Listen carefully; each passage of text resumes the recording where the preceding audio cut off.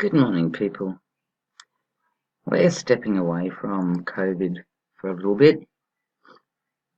The story came out an hour ago, and I really don't like doing these kind of stories because they just get under my skin. But anyway, the human being that you're looking there, yes, he dresses different to you, he eats different food to you, lives on a different piece of dirt to you, but nonetheless, he eats, sleeps, breathes, just like you do, most likely has a family, just like you do, doesn't know you, just like you don't know him. But let's start from the top of the story.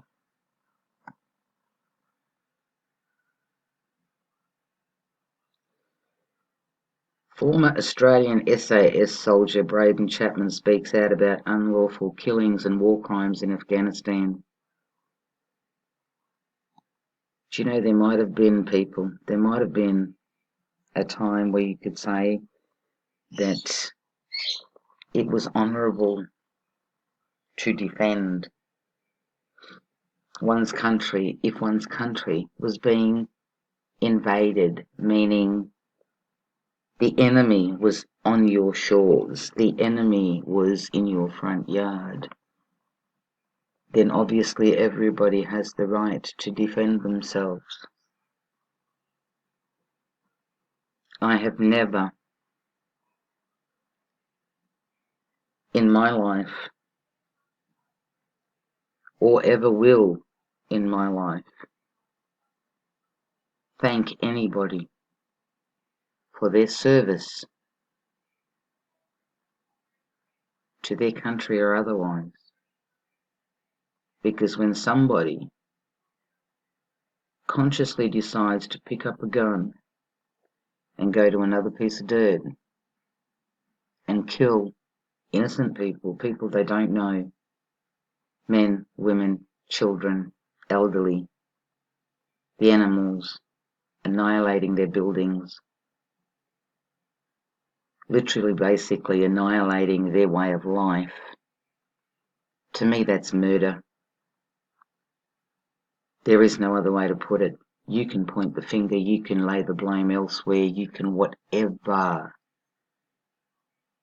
But to me, universal law is everything. Karma is a bitch, like I always say. But I have never, and I will never, thank anybody for their service, meaning that they picked up a gun and they went and they murdered, because that's what it is. It's murder. You don't know that person, and you put a gun to their head or you shoot them from a distance. That is murder. That is murder. You are not defending yourself because you're not on your own territory. If they are not invading you literally on your territory, it is murder. You can pretty much tell yourself any fucking excuse you want. You can lay the blame on, I was told to do that, yada yada yada. But you did it. You made the choice. You made the choice to either pull the trigger, to go, to stay quiet, to protect those that you saw were doing things that they shouldn't have been doing. You knew it, which makes you just as guilty. So tell yourself whatever excuse you want to tell yourself that helps you sleep at night, that gets you through the day. And stay quiet. Continue protecting those same people that used you, chewed you up, and spat you out. But let's continue, shall we? They are Australia's elite special forces, the lethal operatives of the Special Air Service Regiment, S.A.S., For years, the secrets about what they did in the valleys, fields and mud villages of Afghanistan have remained hidden until now. Former S.A.S. operative Braden Chapman first deployed to Afghanistan in 2012 when the brutal conflict there was in its 11th year. 11th year. Don't just read it. You know, when you're reading something, listen to what you're reading. In its 11th motherfucking year. With a major inquiry soon to report on suspected war crimes, Chapman, who was on many covert missions, has decided to speak out about what he saw. He said he witnessed soldiers in S.A.S. patrols commit executions in cold blood. Four Corners investigation has uncovered a culture of impunity and cover-up within the S.A.S., and this goes on in every form of military, army, navy, yada yada yada, whatever. When you're back at the unit, people would make jokes about the size of the rug that they've swept everything under, and that one day it'll all come out and people are going to be thrown in jail for murder or anything else that they've done, Chapman said. Attached to 3 Squadron S.A.S. as a signals intelligence officer, Chapman's mission was to track Taliban targets.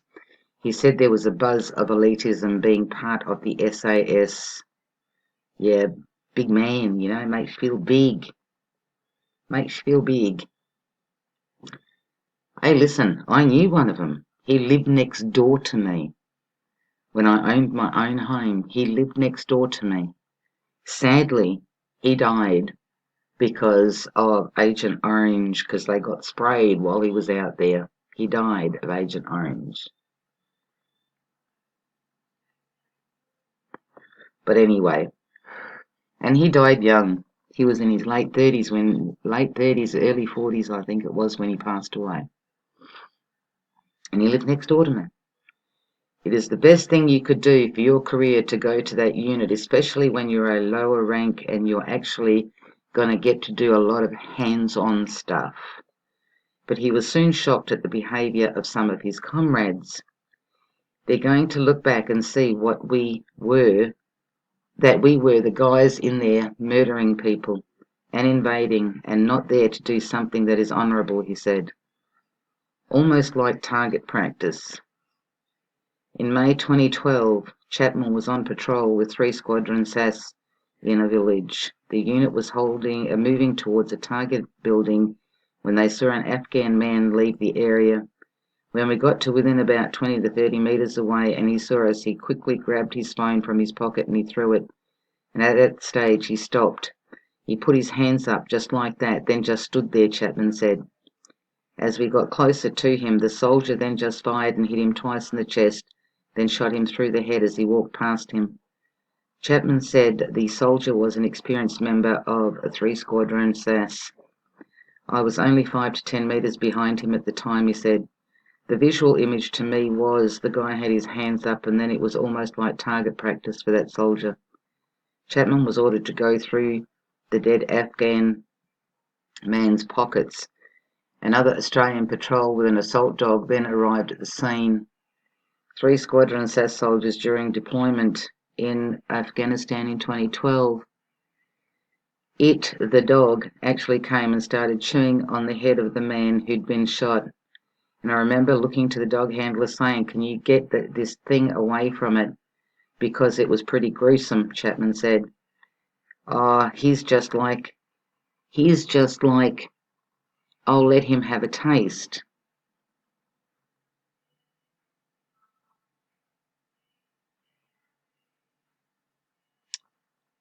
And people think they're going to be saved by God. Chapman said the killing by his fellow S.A.S. patrol member disturbed him greatly. In my books, it's murder. Just days later, the helmet camera of another S.A.S. operator captured members of 3 Squadron discussing the soldier who had killed the Afghan man with his hands up. Fucking bullshit, not happy with it. The soldier is a brother, but bash who I want, shoot at whoever, kill a kid, oh well, just keep shooting cunts. The soldier who shot the man is still serving in the Special Forces. Straight up execution. During the same month, a 3-squadron S.A.S patrol was searching for an insurgent bomb maker when another unlawful killing took place. The patrol's dog handler and another S.A.S soldier, who Four Corners has called Soldier C, were headed towards a mud compound when a young Afghan man in his 20s was spotted in a wheat field by one of the Black Hawk helicopters ahead. What happened next was captured on a helmet camera. Soldier C aims his assault rifle at the Afghan man. The man is carrying on the ground and appears to only have a set of red prayer beads in his right hand. Soldier C turns to the dog handler and asks, "Do you want me to drop this cunt?" The dog handler tells him to ask the patrol commander. Soldier C then asks the same question twice to the patrol commander, whose response is inaudible on the video. Within seconds, Soldier C squeezes the trigger and the bullet tears into the Afghan man on the ground. The Australian shoots him twice more and then walks off. Chapman was not aware of this shooting until Four Corners showed him the video, but knows the identity of the soldiers involved. He asked someone of a superior rank what he should do, but it comes down to the soldier pulling the trigger. It's a straight-up execution. The killing of the civilian identified as Dad Mohammed was later investigated by the Australian Defence Force ADF after Afghan tribal elders complained. Soldier C told ADF investigators he had killed the Afghan man because he had been seen with a radio. He also said he shot the young man from 15 to 20 meters away in self-defense. But the video shows he was fewer than 2 meters away while a man was lying on the ground. The ADF investigators concluded that Dad Mohammed was lawfully killed because he posed a direct threat to the Australians. At this point, I ask you, who was on whose turf illegally, unlawfully? Anyway, let's continue. Four Corners can reveal that Soldier C is still serving in the Special Forces. As part of a major inquiry into allegations of war crimes within the Special Forces in Afghanistan, the Inspector General of the ADF is investigating whether it was common practice to plant radios on bodies. Chapman said throughout his deployment there was systematic use of planted weapons and radios to justify killings. "I did see plenty that were planted," the former soldier said. "They definitely got them off somebody else and walked over and sat it next to a body." Chapman said weapons were also planted on dead Afghans. "Other members of my troop back in Australia, they did used to joke about how the same serial number of a gun was in every single photo of a dead Afghani," he said. So you know, inferring that somebody was planting these AK-47s. Somebody's lied giving evidence. Another incident that still haunts Braden Chapman involved the death of an elderly Afghan man, Haji Sardar, during a raid on the village of Sarkumi in mid-March 2012. Chapman is the only Australian witness to speak publicly about what happened to Haji Sardar. He said Haji Sardar was initially shot in the leg by the S.A.S-led patrol. An Australian medic helped patch up the wound, which was not life-threatening. Senior S.A.S soldier then took the injured man away. Sometime later he came back and our medic asked him what happened, where is he? Because he worked on him, he, the medic, considered him his patient. And then he, the soldier, just shook his head and said he didn't make it. Chapman said the S.A.S medic was upset because he believed the man had been killed. He was just saying that he was fine. There was no way he would have died, and he knew that the soldier had killed him. After complaints by villagers, the Afghanistan Independent Human Rights Commission found Haji Sardar had been beaten to death by an Australian soldier. Haji Sardar was first injured and then taken away for investigation and died as a result of torture, said AIHRC chairwoman Shahrazad Akbar.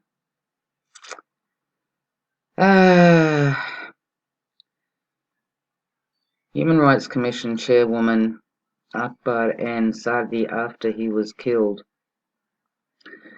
Australian Defence Force investigators later determined that Haji Sardar had been carrying a weapon and that his killing was lawful.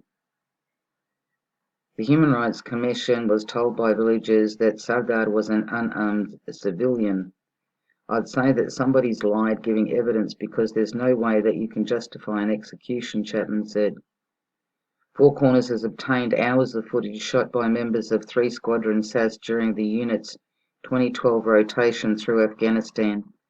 It shows the destruction of buildings, motorbikes, and the shooting of dogs. We try and say that we're there to help and the Taliban are bad, but if we go in and we start destroying infrastructure or destroying their private vehicles, burning down their homes, it doesn't really send the right message, Chapman said. They're going to run straight back to the Taliban, who usually are not doing that. Potential for war crime charges. Braden Chapman's squadron and its time in Afghanistan in 2012 are of key interest to the Inspector General's investigation. Of course they are, because somebody actually came out and said something. I'll be curious to see how many of these end up literally in jail of any sort.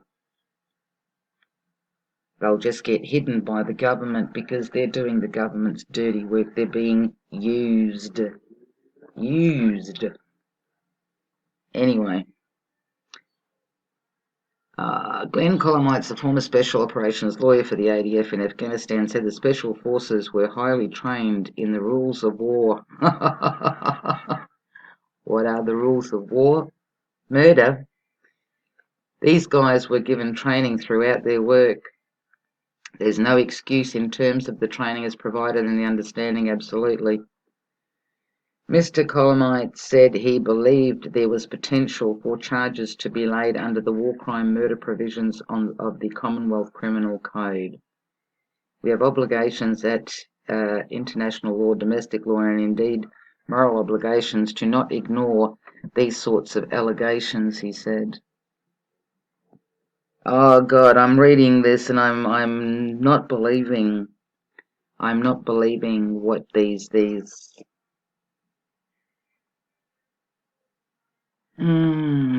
Anyway, 3 Squadron S.A.S successfully captured many targets during its deployment in 2012. What are they referring to? Targets like what? The supposed targets that brought down the Twin Towers, that created the drama with 9/11, what those targets that never existed? But anyway. Chapman said the unlawful killings he witnessed may constitute war crimes and he believes the soldiers responsible deserve to go to jail. I just want the truth to come out and people who did commit crimes to be held accountable. He said he also believed officers who ran the special forces should wear some of the blame. It is a culture issue as well, and these incidents that are happening would filter through to them. They know what's going on over there, he said. Chapman said a strict code of silence was observed by members of the regiment. He said he learned this early on in his deployment when talking with one of the more experienced operators. He said to me, I hope you're ready and prepared for this deployment because you need to make sure that you're okay with me putting a gun to someone's head and pulling the trigger, because I don't want to read about it in 10 or so years. Chapman said that soldier was the one who later dragged the wounded Haji Sardar away before he was found allegedly beaten to death. The Chapman speaking out is his chance to atone for staying silent about what he witnessed in Afghanistan. He believes even if he had made a complaint at the time, it would have gone nowhere. I didn't break any rules of engagement, he said, but I feel now that even if it had ruined my career back then, I probably should have made that complaint. It's definitely affected me. You try to look back at your career, try and be proud of it, but then you've got all these incidents. You see yourself as part of the bad guys. Defence did not answer Four Corners questions about particular incidents involving the killing of the Afghans. In a statement, it said the Inspector General of the Australian Defence Force was investigating whether there is any substance through rumour and allegations about possible war crimes committed by Australian Special Forces in Afghanistan. It said the inquiry was ongoing. Of course it's ongoing. It will be ongoing and it will be forgotten. It will be forgotten. Are we going to blame anybody up the ladder for that? No. You can point the finger. You can point the finger all the fuck you want. You can point the finger until the cows come home. Just so that you yourself, personally, do not have to hold yourself responsible and accountable for what you did. But what you have done. Basically, like I say, I will never and have never thanked anybody for their service.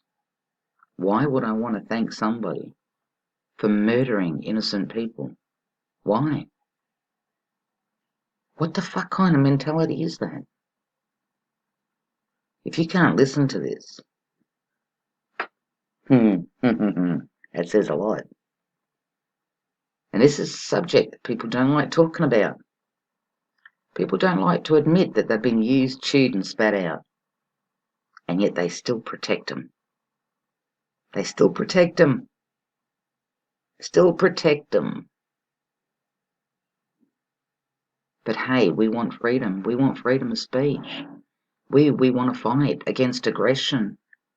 We want to fight against aggression. We want to fight against the police because the police are criminal. They're cruel. They're murdering people. But what the fuck are we doing? Are we not doing the same? Have you not done the same to innocent human beings? Have you not defended those who have done the same? Are you still defending those who are doing the same fucking thing that you supposedly are fighting against?